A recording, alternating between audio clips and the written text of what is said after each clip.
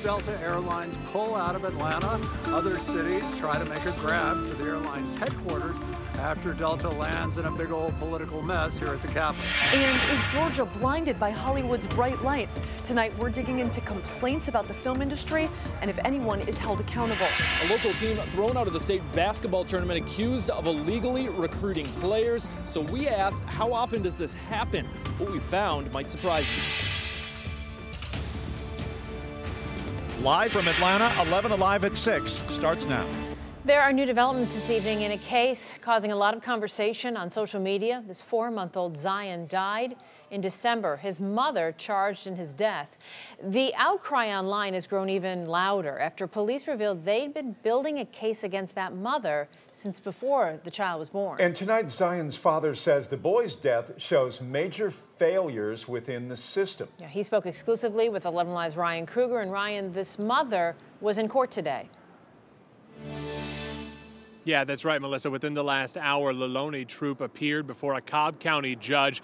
He looked her in the eye and said, your addiction to heroin is literally taking everything away from your life, including, sadly, a 4-month-old baby boy of hers who ended up dying. 11Alive Troop's lawyer is trying to get her into a rehab facility while she awaits trial. The judge is considering that, but in the meantime, she will stay in the Cobb County jail. Meanwhile, baby Zion Troop, his life was a tragedy from beginning to end, only 4.5 short months. Police were actually called to the delivery room on the day he was born because his mother was allegedly taking illegal drugs while in labor. The story only gets worse from there. 11Alive Troop was arrested for DUI while the baby was in the back seat. He was not properly strapped in. DFACS took the baby away from the mother, but a judge gave custody to Zion's grandmother, who actually lives with Zion's mother. They all live together.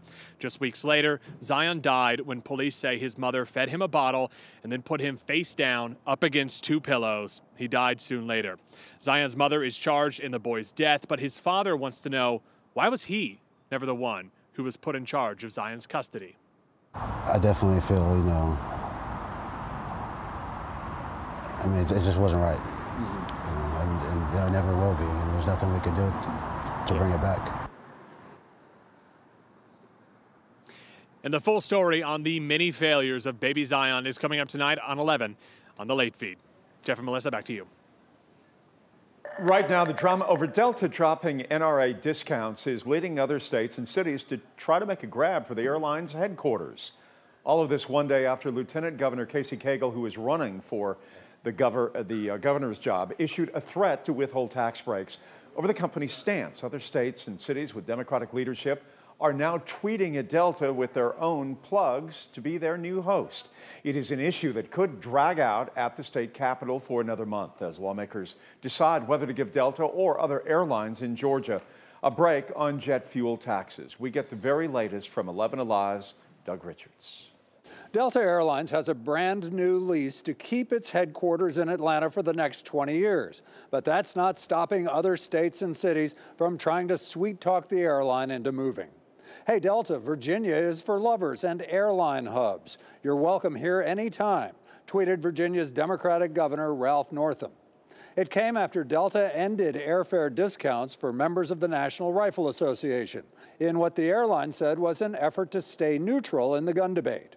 It had the opposite effect among Georgia Republicans.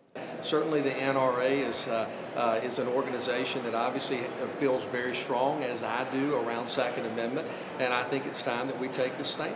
Georgia's lieutenant governor vowed to block a jet fuel tax break the legislature seemed poised to give Delta, unless the airline reinstated the NRA discount privilege. Meantime, a Democratic Ohio congressman tweeted, hey, Delta, Northeast Ohio would make a great headquarters if you're put off by Mr. Cagle's authoritarian tendencies.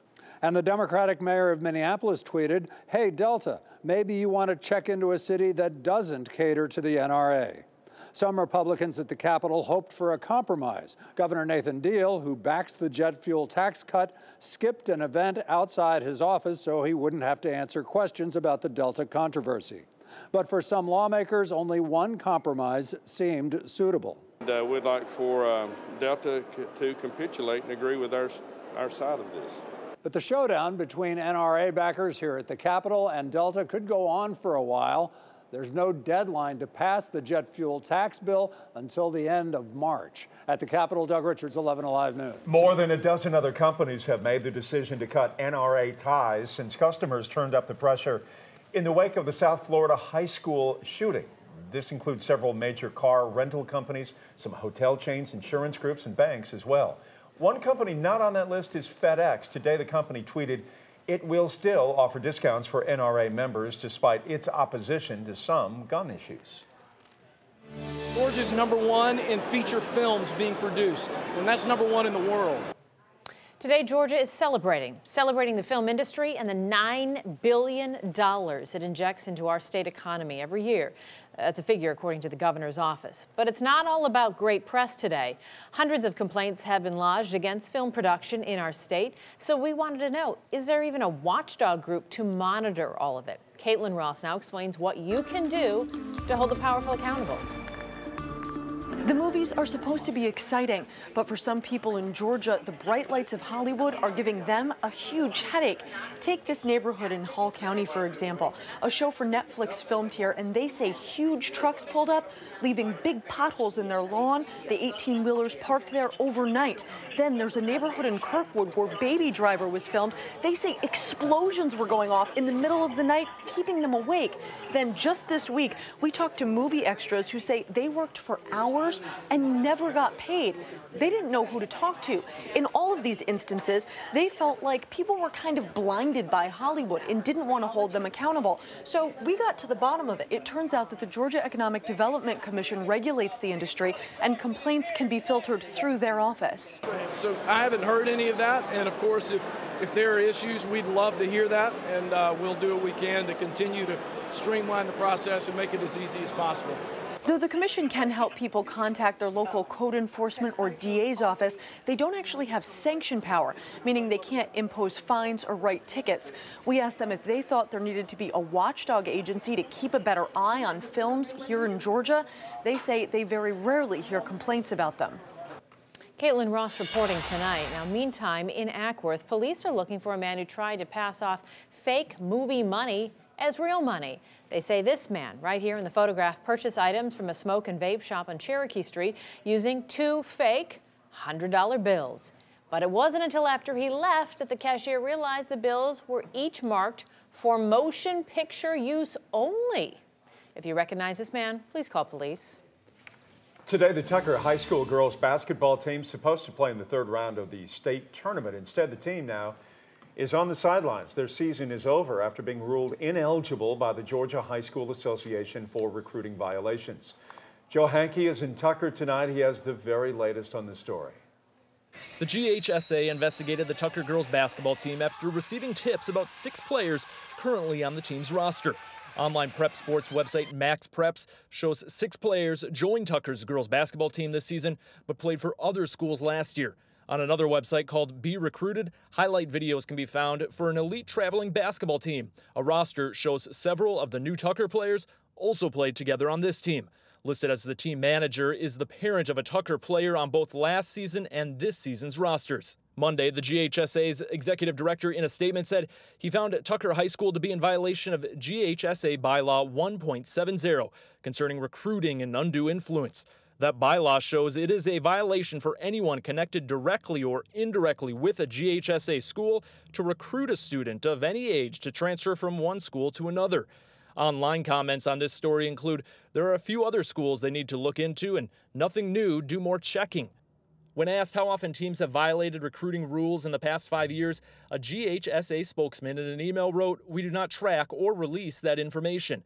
This afternoon, DeKalb County Schools Superintendent wrote to 11Alive saying, "We acknowledge the Georgia High School Association ruling and will uphold the findings and will proceed to hold everyone who was involved accountable." And we have details on how Tucker's disqualification from the state tournament impacts the rest of the tournament bracket inside this story right now on 11alive.com. Reporting in DeKalb County tonight, I'm Joe Hankey, 11Alive News. I'm meteorologist Chris Holcomb from the 11Alive Storm Trackers. What a great day we had out there. Sunshine, dry conditions, but don't get used to it. Changes are coming in with this. Yeah, the rain is moving our way. I'll let you know when it's going to get here and how long it sticks around. Thank you, Chris. Plus, the new clues Atlanta police are offering this evening related to the disappearance of this CDC scientist.